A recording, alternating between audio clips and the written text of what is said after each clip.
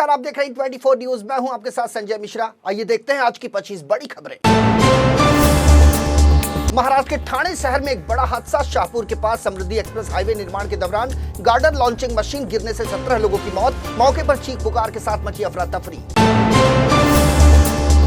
जानकारी के मुताबिक समृद्धि एक्सप्रेस हाईवे के तीसरे चरण के निर्माण में किया जा रहा था मशीन का इस्तेमाल। उसी दौरान लगभग 100 फीट की ऊंचाई से अचानक गिरी गार्डर लॉन्चिंग मशीन। मलबे में फंसे लोगों को निकाला गया सुरक्षित। सर्च और रेस्क्यू ऑपरेशन जारी।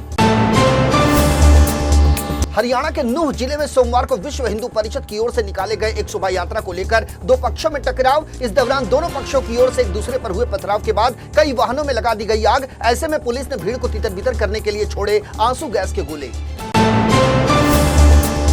नूह हिंसा में लगातार मरने वालों का आंकड़ा बढ़ रहा है, जबकि हरियाणा पुलिस के 5 जवानों समेत कम से कम 15 लोगों के घायल होने की खबर। इसी बीच नूह में बिगड़े हालात का दूसरे जिलों में भी देखने को मिल रहा है असर। मुस्लिम बहुल नूह में हिंसा की खबर फैलते ही पास के गुरुग्राम जिले के सोहना में उग्र भीड़ ने 4 वाहनों और एक दुकान में लगा दी आग। तमिलनाडु में मंगलवार तड़के चेन्नई के बाहरी इलाके में पुलिस वाहनों की चेकिंग के दौरान फायरिंग की सनसनीखेज वारदात। वाहन चेकिंग के दौरान अचानक 2 बदमाशों ने एक पुलिस सब इंस्पेक्टर पर किया हमला। इसके बाद पुलिस की जवाबी कार्रवाई में मारे गए दोनों बदमाश। केंद्र सरकार ने ऑनलाइन गेमिंग सर्विस और ऑनलाइन विज्ञापनों समेत कंटेंट प्रोवाइडर्स को सूचना और प्रसारण मंत्रालय के तहत लाने का आदेश किया जारी। राष्ट्रपति द्रौपदी मुर्मू की ओर से लेकर किया गया गजट नोटिफिकेशन।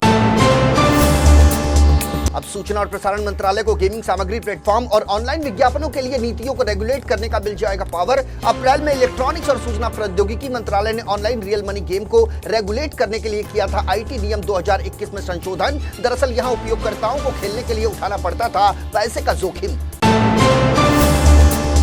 अगस्त महीने के पहले ही दिन आम लोगों को मिली बड़ी खुशखबरी। तेल कंपनियों ने 1 अगस्त से एलपीजी सिलेंडर की कीमतों में कर दी भारी कटौती। ऑयल मार्केटिंग कंपनियों ने मंगलवार को कमर्शियल एलपीजी गैस सिलेंडर की कीमतों में की 100 रुपए की कटौती। आयकर विभाग ने वित्त वर्ष 2022-23 के लिए इनकम टैक्स रिटर्न फाइल करने की डेडलाइन 31 जुलाई तय किया था। यदि आपने आयकर रिटर्न फाइल नहीं किया है तो आज यानी 1 अगस्त से आपको लगेगा जुर्माना। इनकम टैक्स लेट फाइल करने के लिए आपको देना पड़ सकता है 5,000 रुपए तक का जुर्माना। दरअसल 31 जुलाई के बाद इनकम टैक्स फाइल करने पर नियम 1961 की धारा 234F के तहत 5 लाख से अधिक सालाना आय वाले लोगों को देना होगा 5,000 रुपए का जुर्माना। हालांकि जिन लोगों की सालाना आय 5 लाख रुपए से कम है उनको 1,000 रुपए का देना होगा जुर्माना। देश की सबसे बड़ी गैस मार्केटिंग कंपनी इंडेन की वेबसाइट पर दी गई प्राइस लिस्ट के मुताबिक दिल्ली में वाणिज्यिक एलपीजी सिलेंडर की कीमतें 1680 रुपए प्रति सिलेंडर। कोलकाता में एलपीजी सिलेंडर की कीमत बढ़कर 1802 रुपए 50 पैसे। मुंबई में 1640 रुपए 50 पैसे और चेन्नई में हुए 1852 रुपए 50 पैसे। हिंडनबर्ग की रिपोर्ट के बाद निवेशकों का भरोसा जीतने के लिए गौतम अडानी समूह की ओर से उठाए गए कई अहम कदम। इसी कड़ी में समूह ने वित्त वर्ष के दौरान भारत के बॉन्ड मार्केट से 150 अरब रुपए तक जुटाने की बनाई योजना। ब्लूमबर्ग की एक रिपोर्ट के मुताबिक कैपिटल एक्सपेंडिचर जरूरतों को पूरा करने के लिए सूचीबद्ध और गैर सूचीबद्ध बॉन्डों के 5 अरब से 10 अरब रुपए के लॉट में बॉन्ड बेचे जाने की संभावना। 1 अगस्त को पूरी दुनिया में मनाया जाता है वर्ल्ड लंग कैंसर डे। लोगों में फेफड़ों के कैंसर के प्रति जागरूकता फैलाना होता है इस दिन का खास उद्देश्य। लंग कैंसर डे के संदर्भ में पहली बार साल 2012 में आयोजित किया गया था एक अभियान, जिसका American college international respiratory societies ने किया था नेतृत्व। भारतीय अंतरिक्ष अनुसंधान संगठन यानी इसरो ने मंगलवार को चंद्रमा पर जाने वाले अंतरिक्ष यान चंद्रयान 3 को ट्रांसलूनर कक्षा में सफलतापूर्वक किया स्थापित। इसरो ने किया ट्वीट, लिखा, चंद्रयान 3 ने पृथ्वी के चारों ओर पूरी कर ली अपनी परिक्रमा और चंद्रमा की ओर बढ़ गया। चंद्रयान 3 अंतरिक्ष यान में एक प्रणोदन मॉड्यूल का वजन तकरीबन 2148 किलोग्राम, एक लैंडर का वजन तकरीबन 1724 किलोग्राम, जबकि एक रोवर का वजन 26 किलोग्राम के करीब। लैंडर को चंद्रमा की धरती पर सुरक्षित उतारना मिशन का मुख्य मकसद। प्रायद्वीपीय मलेशिया के पेनांग से सिंगापुर जल डमरू मध्य के माध्यम से रवाना हुए क्रूज जहाज पर सवार 64 वर्षीय भारतीय महिला अचानक लापता। दरअसल सोमवार को रीता साहानी अपने पति जकेश साहानी के साथ स्पेक्ट्रम ऑफ द सीज पर हुई थी सवार। पेनांग से सिंगापुर वापस जाते समय हुई ये घटना। ताइवान की इलेक्ट्रॉनिक्स मैन्युफैक्चरिंग करने वाली दिग्गज कंपनी फॉक्सकॉन भारत में करने जा रही है बड़े निवेश की प्लानिंग। एक रिपोर्ट के अनुसार एप्पल आईफोन का उत्पादन करने वाली फॉक्सकॉन कंपनी भारत में 2 फैक्ट्रियों के लिए कर सकती है तकरीबन $500 मिलियन यानी 4100 करोड़ रुपए का निवेश। कर्नाटक में होगा इन फैक्ट्रियों का निर्माण। मध्य प्रदेश में साल के आखिर में होने वाले विधानसभा चुनाव के लिए कांग्रेस ने शुरू कर दी अंतिम दौर की तैयारियां। पार्टी ने इलेक्शन कैंपेन कमेटी यानी चुनाव प्रचार अभियान समिति की भी कर दी घोषणा। कांग्रेस के सीनियर आदिवासी विधायक और पूर्व पीसीसी चीफ कांतिलाल भूरिया को सौंपी गई चुनाव प्रचार अभियान की कमान।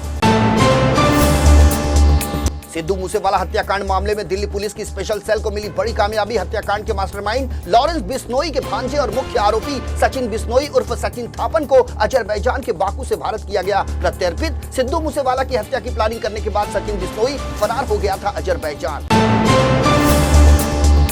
सचिन बिश्नोई है लॉरेंस बिश्नोई का भांजा और उसने ही सिद्धू मूसेवाला की हत्या की रची थी साजिश। सचिन पर टारगेट किलिंग और एक्सटॉर्शन समेत कई अन्य आपराधिक मामले पहले से दर्ज। सभी मामलों में सचिन बिश्नोई वांटेड। पंजाब, हरियाणा, राजस्थान और दिल्ली पुलिस की अपील पर उसके खिलाफ जारी किए जा चुके थे तकरीबन 11 लुकआउट नोटिस। पटना हाईकोर्ट ने जातीय जनगणना को लेकर मंगलवार को सुनाया बड़ा फैसला। बिहार में सरकार द्वारा जाति सर्वेक्षण कराने को चुनौती देने वाली सभी याचिकाओं को किया खारिज। नीतीश सरकार के जातिगत जनगणना कराने के फैसले के खिलाफ पटना हाईकोर्ट में दाखिल की गई थी तकरीबन 6 याचिकाएं। फिलहाल बिहार में चलता रहेगा जातीय सर्वेक्षण। विपक्ष के अविश्वास प्रस्ताव पर एक बार फिर संसद का माहौल गरमाने के लिए तैयार। अविश्वास प्रस्ताव पर शुरू होगा चर्चा का दौर जो 3 दिनों तक चलेगा। खास बात यह है कि चर्चा के आखिरी दिन संसद में प्रधानमंत्री नरेंद्र मोदी भी देंगे विपक्ष के अविश्वास प्रस्ताव पर जवाब। महाराष्ट्र के पुणे शहर में कार्यक्रम के दौरान प्रधानमंत्री नरेंद्र मोदी के साथ एनसीपी सुप्रीमो शरद पवार ने साझा किया मंच। पवार के इस फैसले से विपक्षी गठबंधन के दलों के बीच पैदा हुई काफी बेचैनी। पीएम मोदी ने लोकमान्य तिलक अवार्ड देशवासियों को किया समर्पित। कहा जो जगह जो संस्था सीधे तिलक जी से जुड़ी रही हो उसके द्वारा सम्मान मिलना सौभाग्य की बात। मैं इस सम्मान के लिए हिंद स्वराज संघ का और आप सभी का हृदय से करता हूँ आभार। केंद्रीय मंत्री रामदास अठावले के नेतृत्व वाली रिपब्लिकन पार्टी ऑफ इंडिया के एक पदाधिकारी की मुंबई में हत्या। आपसी विवाद के चलते हुई हत्या के बाद पुलिस ने आरोपी संदीप बिरहाड़े को किया गिरफ्तार। मुंबई के पवई इलाके में रहने वाले मृतक आरपीआई नेता का नाम किशोर गायकवाड़।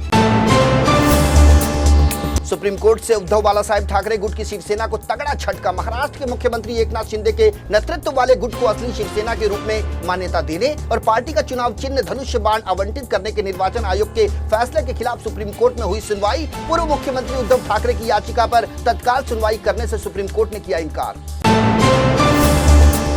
तो ये थी आज की 25 बड़ी खबरें। देश और दुनिया की ताजा तरीन खबरों के लिए बने रहिए इन 24 न्यूज के साथ। मुझे और मेरी पूरी टीम को दीजिए इजाजत। नमस्कार।